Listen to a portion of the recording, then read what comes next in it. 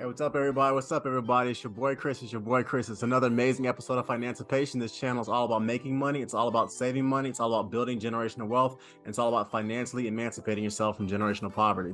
So today, guys, we're going to talk about a subject that I think a lot more Americans need to talk about. Whenever I talk to people about their finances, the first major mistake that most Americans make is basically how they pay for college. And the sad part about it is, typically speaking, the United States of America completely markets this idea completely wrong to people. So just for some background and everything, the average American who goes to college, who goes to an in-state college, pays roughly $92,000 over a 4-year period to pay for their bachelor's degree. And that's for if you go in-state. It's even worse if you go out of state. The average American who goes out of state actually ends up spending close to $156,000 for a 4-year college degree. So the first major financial mistake that almost all Americans make is how they pay for college. And that's the reason why I decided to make this video. So for this particular video, for this particular podcast, we're going to talk about the top hacks to basically make college more affordable. So first and foremost, the first thing you should do pretty much when your child decides to go to college is that you need to basically apply to at least one scholarship per week when your child's senior year in high school starts. So I had a separate video called Black and Studying Abroad, and the young man that I interviewed in that particular video, his name is Calvin. He got over $500,000 worth of scholarships to go to college for free. Once again, he got over $500,000 to go to college for free. And in that particular video, link is below. In that particular video, he basically talked about how he went about applying for college. Just for full disclosure, I myself went to undergrad for free, and I applied to over 150 scholarships from the time I got to from my senior year in high school to when I graduated with my my MBA in grad school, and I obtained over $200,000 worth of scholarships. So basically, parents, the first thing I'm gonna tell you is this: when your child or your son or daughter's senior year in high school starts, they should immediately begin applying to at least one scholarship per week. And just so you all know, I wrote a book and everything to pretty much go into different details about how I went about winning the amount of scholarships that I won. So with that, the first thing I'm gonna tell you guys, you should apply to at least one scholarship per week. The second thing, you need to go to www.fastweb.com. Once again, that's www.fastweb.com and build a profile. And your son or your daughter should do it the day their senior year in high school starts. And the reason why you basically should go to www.fastweb.com because it is a free scholarship website app that basically sends your son or your daughter millions, and I do literally mean millions of free scholarships that are potentially worth billions of dollars. It's a scholarship search engine that essentially streamlines the process. So as you build your profile on fastweb.com, you basically type in what kind of sport you play, where you're from, what ethnicity you belong to, what religion you belong to, whether you're left or right-handed or whatever. Basically, you create a profile on fastweb.com, and on this particular profile, it essentially emails you scholarship that you fit the description for, and that basically it believes you will qualify for. I myself created a profile on www.fastweb, that's fastweb.com, and I applied, as I said, to well over 150 scholarships, and I got over $200,000 worth of scholarships money for free. And I talk about all this stuff, and I detail all this stuff in my book that I'm basically highlighting below. Step number 3, you need to see if your high school offers a two-year associate's degree for a local college. So one of the things that a lot of Americans don't realize is that a lot of high schools actually partner with local colleges, and they basically offer free college courses. So I know individuals who basically literally graduated from high school with a 2-year associate's degree, and they were taking college level courses that can cost anywhere from $400 to $500 per credit hour for free in high school. So basically, parents, you guys need to look into this. And it's not just the high school your child goes to. Sometimes basically local colleges open themselves up to multiple high schools in a particular area. So you need to see if your son or daughter's high school offers a 2-year free associate's degree for local high school students. And just so you know, once again, the typical in-state 4-year degree costs $92,000 over a 4-year period. The typical 4-year degree out of state costs $156,000. An associate's degree is a 2-year degree. So essentially, you can literally cut the cost of college in half if you get a 2-year associate's degree in high school, and then you transfer to a local college, university, or whatever, and you can graduate literally before you're 21 years old. It's possible, people. These are the kind of things, these are the kind of college hacks that a lot of Americans don't take advantage of. And once again, people, if you get your associate's degree in high school, you literally just cut the cost of your college education by 50%. That means you basically just saved yourself $46,000. Next, only go to in-state colleges. The average 4-year degree, once again, from an in-state college costs roughly $92,000. The average 4-year degree from an out-of-state college costs roughly $156,000. Parents, let me make this very clear. Do not let your son or your daughter go to an out-of-state college, period. Unless they get a full academic or a full athletic scholarship, or there's some extenuating circumstance or whatever, and they have to go out of state, it literally makes no sense for you to spend an extra $64,000 to $65,000 over a 4-year period for you to get the exact same degree that's going to probably pay you on average $45,000 to $55,000 a year. It makes no sense, parents, for you to allow your son or your daughter to go to an out-of-state college when they can get the exact same degree for almost $70,000 less. Next, step number 5, you need to live on campus and only eat cafeteria food. Now, I understand that it's not cool and everything to live on the yard. I understand it's not cool, basically, to sit in cafeteria and all that nonsense. I get it. But I'm gonna be honest with you guys. Typically, off-campus housing is typically more expensive than on-campus housing, especially when you factor in the fact that you have to have a car, you have to buy gas, you basically have to potentially get a bus route. And on top of that, you're also not on campus, so you're not gonna really necessarily know what's going on. So my advice is quite simple, people. Never allow your son or your daughter, if you're serious about trying to save money, you want a college hack, it makes a lot more sense for your son or your daughter to live on campus. Next, cafeteria food, I understand, doesn't probably taste as good. I actually knew people in college who every day they were going to Tams, every day they were going to In-N-Out Burger, every day they were going to Subway, every day they were going to Bojangles. These people gained like 50 pounds, which is kind of sad. And I honestly don't know how they had the money to do this. Because I ain't gonna lie, eating out obviously tastes a lot better than cafeteria food. At the end of the day, people, who cares? You need to save your money. And the best way, and one of the easiest ways to save money, and one of the easiest college hacks, honestly, people, is to live on campus and only eat cafeteria food. Another thing, too, a lot more girls basically are basically hang out at the cafe and everything. So honestly, you're gonna meet more women if you basically live on campus. You're gonna just meet a lot more girls walking around. Or in your case, if you're a lady, you're gonna meet more guys. And because most women basically do go to the cafeteria, most guys go to the cafeteria, and college is a great time for you to meet your husband and your wife. The possibility of you basically meeting your potential spouse, it magnifies a lot more if you live on campus, and you'll have a lot more fun. So my personal advice is live on campus and only eat cafeteria food. The 1 year I lived off campus was absolutely the worst year of my college experience. So live on campus, people. Live on campus. Next, be a resident assistant. Guys, RAs, resident assistants, whatever you want to call them, they get to live in college for free. So on average, it costs roughly $26,000 a year for an in-state college in America. Housing on average costs 30% of that. So that means housing, roughly of a $26,000 a year cost, housing is roughly about $8,000. That means if you are a resident assistant, if you are RA, you can literally save $8,000 per year because your housing is free if you decide to be an RA. And on top of that, there's another perk too. You get your own room, and you basically get to live by yourself, and you get your own room. So that's typically not a bad thing if you're a college student. So basically, people being RA, that's another step. That's another step to basically lower the cost of college. Another one, community colleges. Now, a lot of Americans, for some reason, they want to hate on people who go to community college. They have this idea that only dumb people go to community colleges and only quote unquote smart people go to 4-year institutions. It's complete nonsense.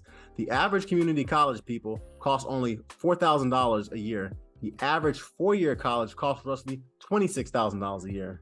So in other words, if you spend your first 2 years basically at a community college, you get all your useless coursework done, the histories, the whatever done, and then you transfer into a 4-year institution and graduate, not only will you have an associate's degree, you also have a bachelor's degree. And instead of you spending $92,000 for that bachelor's degree, you only spent $60,000 for that bachelor's degree. In other words, people, you just saved yourself $32,000 by spending your first 2 years in a community college and then transferring to a 4-year institution.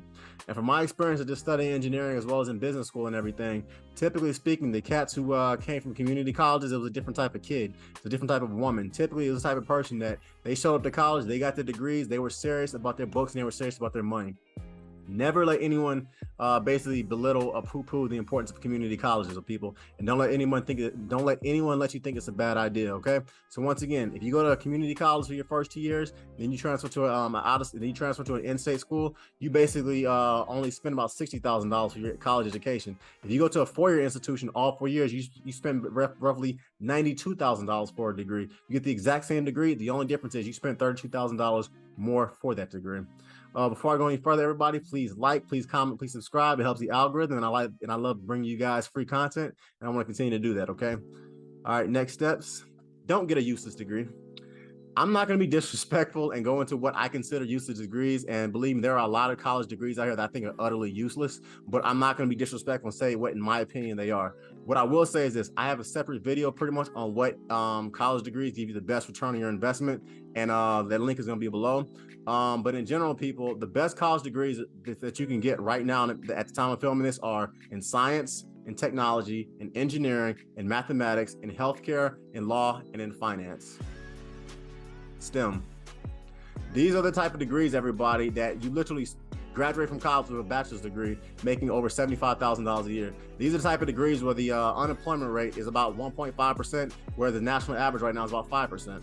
So the easiest way basically to make college more affordable is to not get a useless college degree. If you're a biomedical scientist, you start off at about $100,000 a year. If you're a practicing lawyer, the average practicing lawyer makes about $150,000 a year. The average cardiologist and the average neurosurgeon, these are the top of the food chain doctors, they make over $700,000 a year.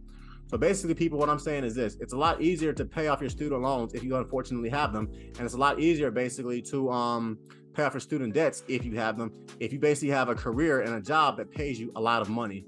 Full disclosure, I went to undergrad for free. Thank God. I graduated. I did not have a single penny of debt. Neither did some of my brothers. So as a result, we were able to kind of start our financial journey a lot earlier.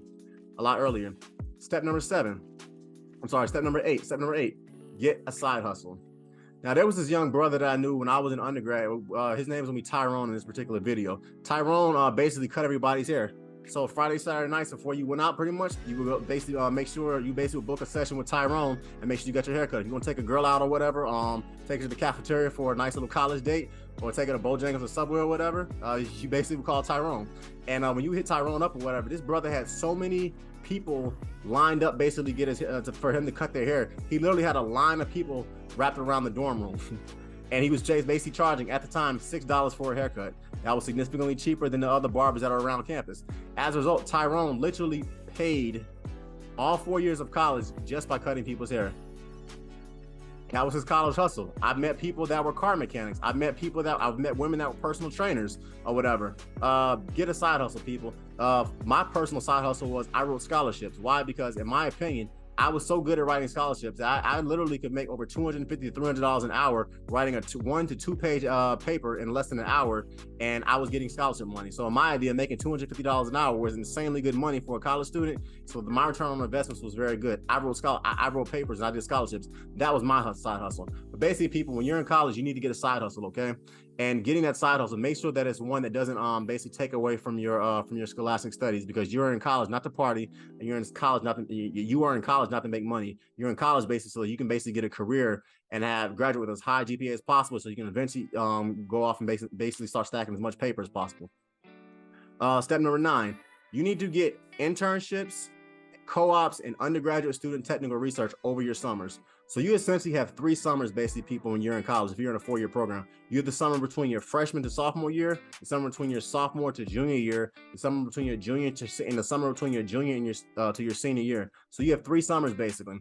All 3 summers, you need to be trying to figure out how you can get a summer internship, a summer co-op, or some kind of undergraduate student technical research type opportunity, so that when you do graduate, pretty much, you're not basically handing your resume to somebody saying, please give me a job. You're saying, no, I had 3 years of work experience. I worked at Sikorsky, I worked at Pratt & Whitney, I worked at Jude's St. Children's Hospital, and I worked at different companies. I worked at this particular law firm. When you graduate from college, you need to have summer internships. Why? Because it basically makes you that much better of a candidate. And on top of that, I'll say it to you like this: if you work at McDonald's or Wendy's or whatever over the course of the summer, you might make, I don't know, $2,500 to $3,000. When I was doing my summer internships or whatever, I was getting paid over $7,000 to $8,000 for some of my internships. Why? Because during my summers, I was basically working for Fortune 500, and in some cases, Fortune 100 companies. So as a result, they were paying me engineering type salaries, and I didn't even have a college degree yet. So instead of partying up with your boys, instead of smashing a bunch of girls, instead of hitting up a couple of events or whatever, you need to be finding internships in Los Angeles, in Atlanta, in Kansas City, in Missouri, in Southern Virginia, in Maryland, in upstate New York, wherever. You need to be finding internships with companies that are basically going to hire you full-time when you graduate. So that's my thing. Every summer, make sure you get internships, co-ops, and things of that nature. And getting an internship in a co-op is actually not as challenging as you would think. Talk to your professors, talk to some of your guidance counselors, be like, look, I'm studying nursing, I'm studying history, I'm studying art, I'm studying engineering, I'm studying whatever. I want a paid internship. What can I do? And more often than not, just like scholarships, a lot of kids do not apply to them, okay? Also, I'm gonna give you one story about internships and everything. So I was a member of the National Society of Black Engineers when I was in undergrad. Why? Because I studied engineering. So so as a result, one of the conferences that I went to, I was standing in line, and I was probably 18 or 19. I had one internship up to that point. There was a brother standing in front of me. I forgot the company that I was interviewing with, but this guy handed his resume to somebody and said, "I'm graduating. I have a master's degree. I've never had an internship, and I don't know what I'm doing. Please hire me." It was actually quite sad. Literally, I saw the guy look at this dude. He looked at him and was like, "Well, okay, I see you've worked at McDonald's. I see you've worked at Wendy's. I'll see what we can do." And he took the guy's resume and he put it in one pile. The guy then shook his hand, and the brother shook his hand, and he walked away. I then basically walked into the same guy and was like, "Hello, my name is such and such. I'm studying engineering. This is my degree. This is my resume. I basically, over the summers, I've worked in Philadelphia. Over the summers, I've worked in North Carolina. Over the summers, I've worked in Chicago. This is basically my resume." The guy said, "I love your resume. I love what I'm seeing right now. I want you to come back to my booth basically today at 5 o'clock. I'm going to interview you, and we're looking for somebody with your skill set." And once again, people, I hadn't even graduated yet. So that's the power of internships or whatever. It just so happened the same company actually offered me a full-time job, and I hadn't even had my degree. I think I was going to my either my sophomore or my junior year. So that's the power of internships, people. When you basically intern or whatever, you have full-time work experience, and that is how employers treat you. So make sure, people, that you get internships and co-ops. I cannot harp on that. Make sure you don't waste your summers, okay? Next, poverty line. If you or your parents, I'm gonna keep it real. If you or your parents fall deep enough below the poverty line, there are cities such as like New York City, Chicago, Boston, Washington D.C., Atlanta, where literally you can go to college and get your bachelor's degree for free, assuming you have the grades to go there. Let me say that again. If you and your family fall below the poverty line, and you live in cities like New York City, or you live in states like Illinois, you live in Chicago, you live in states like Massachusetts, you live in the District of Columbia, they will literally pay for your undergraduate degree for free, and you get thousands of dollars basically in stipends if you fall below the poverty line and you have the grades basically, and you keep your grades up to go. So that's something you should consider as well. Step number 11. 529s and custodial college savings accounts. I actually have a separate video about this. The link is going to be below, and I want you guys to check it out. So this is more so for my parents. Guys, there are tax-free accounts basically that you can create, and as a result, and these accounts they basically grow tax-free over the course of the duration until your son or daughter gets to college. So I'll give you an example. The day my son got his social security number, he got it about 3 months after he was born. I put $1,000 into his 529 college savings account, and that account will continue to grow for the next 18 years. So when my son turns 18, if he has proven to me that he is competent and capable basically of basically getting that money, as well as the additional income and additional funds that I'm putting into it, he's going to have a very nice lump sum that he can basically use to go to college. So because I put that money into his account, the day he got his social security number, it's going to grow interest free. It's going to grow, I'm sorry, tax free, and the compound interest on it basically is going to make it get bigger and bigger and bigger. It's essentially a snowball that's going to get bigger and bigger and bigger until it becomes an avalanche. These are the kind of things, people, why I started Financipation, because nobody where I grew up, nobody in the barbershops, nobody in the basketball courts, nobody football or basketball practice, nobody basically in any of the pool parties I went to, nobody in our communities kind of talked about 529s and custodial college savings accounts. And that's why I started this channel, because this is one of those hacks that for whatever reason never our community does not know about, and I want to teach it to you guys for free. So to all my parents out there, if you are listening to this, I want you to go to www.fidelity.com or www.vanguard.com or www.charlesschwab.com, and I want you to open a 529 or a custodial college savings account. I also want you to watch my other video where I basically break down the pros and the cons of both accounts, because by doing that, you're going to figure out, okay, should I go with the 529 for my son and my daughter, or should I go with the custodial college savings account for my son and my daughter? And it's completely up to you. So let's keep it moving. All right, next, Teach for America, working in hospitals or in high-risk areas, or working in parts of the country that, for lack of a better word, nobody wants to live in. So people, if you graduate from college, right, and let's say you have a degree, depending on what your major is, it can be teaching, it can be healthcare, it can be engineering, it can be whatever. There are certain places that you can basically work, and organizations will literally pay off your student loans over a 7 to 10 year period. So for instance, rural communities that literally no one wants to live in, no disrespect to them. Those if you basically live and work in those environments for a certain amount of time, the federal government will literally pay off your student loans. Or if you want to teach, let's say, in a Title IX school or in an at-risk school or something like that, the federal government will pay off your student loans if you decide to teach there for long enough. Or if you want to work in an underprivileged hospital, so you're a medical professional, you're a nurse, a doctor, or a healthcare professional, and you want to basically work in an underprivileged environment, if you work there for long enough, they will literally pay off your student loans. So that's another thing that you do. So step 12, that's another thing that you can do. So in closing, guys, I just want to say this. College can be one of the best investments of your life. But a lot of times, the problem with college or whatever, and I'm not one of these 1.5 GPA type dudes. I'm not one of these people to say, oh, college is useless. I don't do that on my channel. I think anything, if you plan for it correctly, can be a blessing and not a curse.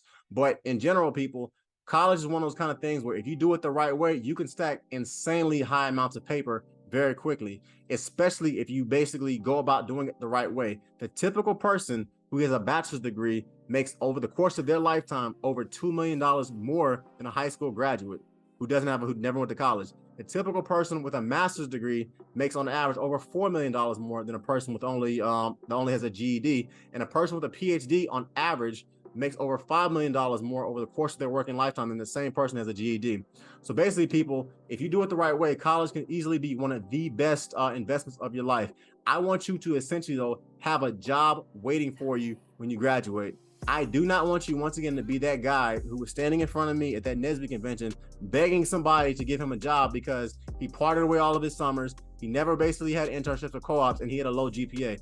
I want you basically to focus when you're in school. I want you to figure out, okay, how am I going to be here? And in regards to the whole partying thing, people, I'm going to keep it completely honest.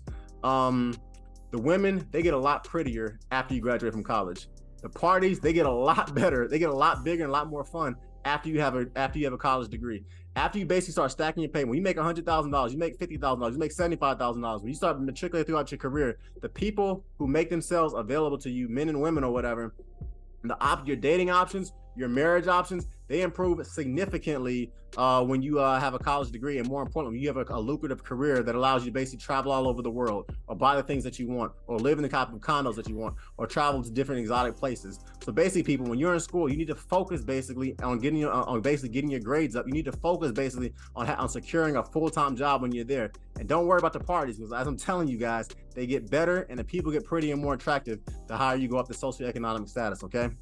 So with that, guys, it's your boy Chris. Once again, please like, comment, please subscribe. Once again, this is Financipation. This channel is all about making money. It's all about saving money. It's all about building generational wealth, and it's all about financially emancipating yourself from generational poverty. It's your boy Chris. Everybody, love you guys, and I'm out. Peace, peace, peace.